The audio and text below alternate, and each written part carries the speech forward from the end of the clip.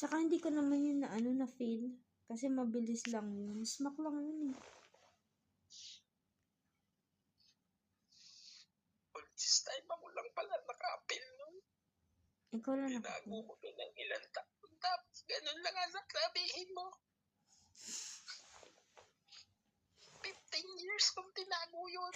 Tapos ngayon lang sasabihin mo wala kang napil. Ako lang pala. Ako lang. O, diba talo ka na sa korte nun kung sasabihin mo yun. Ay malamang. Paano hindi sasabihin yun eh? Huwag na kung kasi ay kung baga naman nakawan. Sasabihin ng judge eh, pakasalan mo to, hinalikan mo siya. Dapat lang talaga pakatan mo kung papayag. Papayag ng ganun.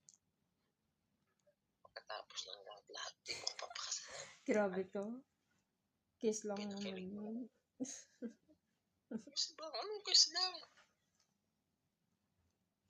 Pagkatapos tutumpok ka na kay mama.